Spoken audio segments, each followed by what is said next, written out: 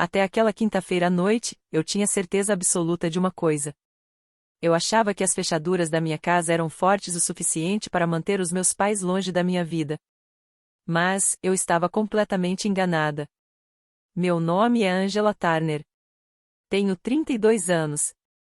E o que aconteceu naquele dia mudou a minha existência para sempre. Tudo começou quando eu estacionei o meu carro na entrada da garagem. Assim que olhei para a calçada, vi o sedã prata deles parado. Eles não buzinaram. Não acenaram. E nem sequer saíram do veículo. Eles simplesmente ficaram ali, parados, esperando até que eu olhasse para o chão e percebesse uma caixa embrulhada bem na minha porta. Assim que eu vi a caixa, eles deram a partida e sumiram na escuridão. Preso ao laço da fita, havia um pequeno cartão branco. Nele, estava escrita uma frase com a caligrafia inconfundível da minha mãe. Dizia exatamente assim: não façam escândalo. O meu estômago revirou. Eu sabia que o caminho mais seguro era deixar aquela caixa ali, intocada. Mas aquela frase parecia mais uma daquelas ordens da minha infância. Peguei o pacote, entrei no corredor da minha casa e cortei a fita com cuidado. Quando abri, o meu coração parou. A primeira coisa que vi foi uma foto do meu filho de 8 anos, o Nathan, dormindo profundamente no próprio quarto. A segunda coisa, era uma chave cópia da nossa porta dos fundos. E logo abaixo da foto, havia um envelope grosso, com o logotipo estampado de um advogado especialista em direito de família. Naquele segundo, as minhas pernas perderam as forças. Sem pensar duas vezes, com as mãos tremendo, disquei o número da polícia. 2 policiais chegaram em poucos minutos. Eles olharam a cena e me disseram para não encostar em mais nada. Foi exatamente nesse momento que o meu marido, o Mark, passou pela porta da frente. Ele congelou ao ver as fardas. Olhou para a caixa aberta no chão e o seu rosto ficou completamente pálido. Ele cobriu o rosto com as mãos e sussurrou: por favor, não me diga que eles fizeram isso. Aquelas palavras me causaram mais terror do que a própria foto do meu filho. Porque aquilo significava que o meu marido sabia de algo terrível. Algo que eu não fazia a menor ideia. Antes de contar para vocês o que os policiais encontraram escondido no fundo daquela caixa, e o motivo real para o meu marido parecer que tinha visto um fantasma, eu preciso te fazer uma pergunta. Que horas são aí onde você está agora? De qual cidade ou país você está assistindo a este vídeo? E como está o clima aí? Deixe nos comentários. Eu realmente estou curiosa para ver até onde essa história assustadora vai chegar. Voltando ao pesadelo. Assim que o Mark falou aquilo, os 2 policiais olharam para ele imediatamente. Durante vários segundos, ele parecia perdido, sem saber para onde olhar. Finalmente, ele apontou para o envelope do advogado e perguntou se alguém já tinha lido os documentos. O policial respondeu que não. Mark engoliu em seco e confessou: há 3 semanas, o seu pai me procurou na saída do meu trabalho. Ele me pediu para assinar um papel. Ele disse que era apenas um plano de guarda de emergência, caso você e eu fossemos hospitalizados ao mesmo tempo. Eu recusei na hora. E chocada. Ele nunca tinha mencionado essa conversa comigo. Mark me explicou que o meu pai, Frank, agiu de forma fria. Falou com ele no estacionamento, como se estivesse discutindo um seguro qualquer. Quando Mark exigiu saber o motivo de um documento daqueles, o meu pai disse que a minha mãe, Nancy, estava convencida de que eu tinha me tornado emocionalmente instável.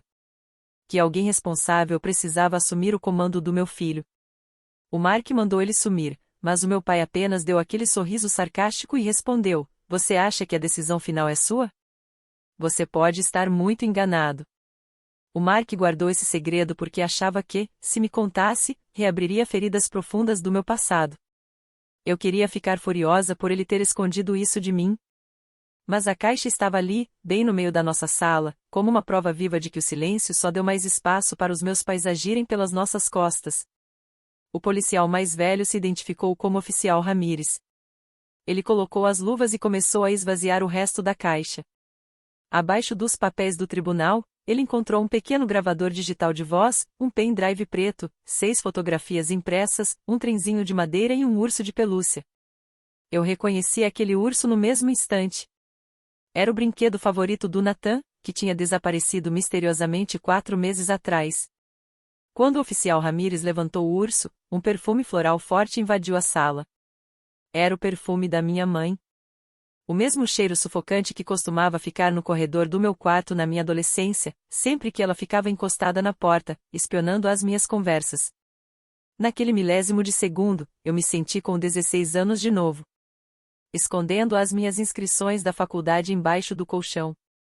Senti um aperto terrível no peito, o barulho da maçaneta girando e a voz dela ecoando na minha mente, perguntando por que uma filha precisava ter segredos. Mas as fotografias eram ainda piores. Uma delas mostrava o Nathan dormindo. Outra mostrava ele tomando café da manhã na nossa cozinha. E a terceira tinha sido tirada através da grade da escola dele. As datas impressas cobriam os últimos 2 meses. Estávamos sendo vigiados diariamente. E em uma das imagens, o reflexo do vidro da janela entregou o rosto de quem estava segurando a câmera. Não era minha mãe, nem o meu pai. Era o rosto de um homem estranho, um completo desconhecido.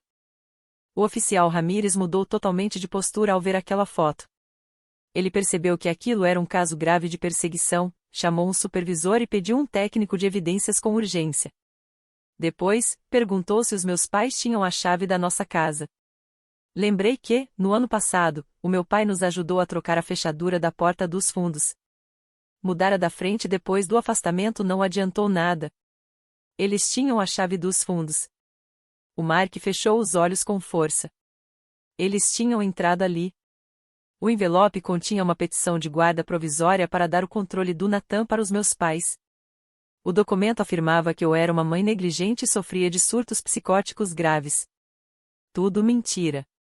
Mas o pior veio depois. Uma das folhas tinha a assinatura do Mark falsificada. Havia também uma carta de um terapeuta que eu nunca vi, recomendando tirar o Nathan de mim antes que uma tragédia acontecesse. A linguagem era impecável e assustadora, feita para convencer um juiz. O gravador digital da caixa tinha uma fita adesiva com as palavras, Cozinha 2. O policial o guardou e disse, se existe uma Cozinha 2, significa que existe uma Cozinha 1.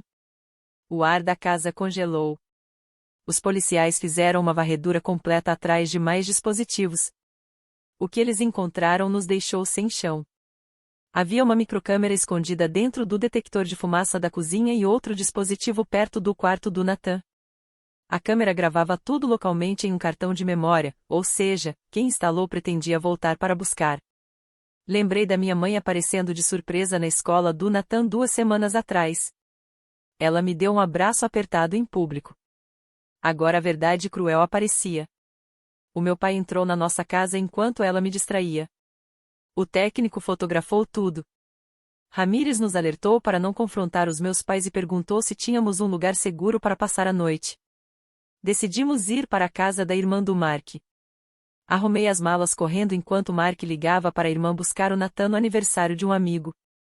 Antes de sairmos, o Ramírez fez uma última pergunta: os seus pais sabiam que o seu marido chegaria tarde hoje? Respondi que sim, minha mãe tinha ligado para o escritório dele de manhã. O policial olhou para a rua e disse, eles sabiam que você abriria essa caixa sozinha. Foi aí que entendi a mensagem no cartão. Não façam escândalo, não era para eu manter a calma. Era uma ordem para eu sofrer calada e isolada. Quando saímos, o técnico apareceu segurando um terceiro saco de provas. Dentro, havia um cartão de memória antigo com o meu nome e a data exata da semana em que o Nathan nasceu, 6 anos atrás. Nós passamos aquela noite na casa da irmã do Mark, mas eu não consegui fechar os olhos. Qualquer barulho no corredor me fazia imaginar uma chave girando na nossa porta dos fundos. Dissemos ao Nathan que um problema nos canos da casa nos forçou a sair por uma noite. Ele aceitou a desculpa, deitou no sofá e fez uma pergunta inocente: a vovó e o vovô sabem onde nós estamos?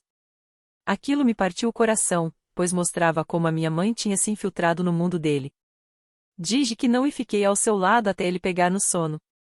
Na manhã seguinte, o oficial Ramírez nos chamou até a delegacia. O cartão de memória com a data do nascimento do Nathan continha arquivos coletados ao longo de 6 anos. O primeiro arquivo era uma gravação de voz entre a minha mãe e eu no hospital, logo após o parto. Eu estava exausta e ela insistia de forma doce para eu assinar uma autorização médica temporária. Eu recusei. Mas o terror veio depois que saí do quarto. A voz do meu pai apareceu na gravação dizendo: ela vai ceder quando perceber que não tem controle de nada. O cartão também tinha cópias da nossa declaração de imposto, a rotina do Mark e anotações sobre brigas particulares que tivemos. Detalhes normais foram transformados em acusações graves.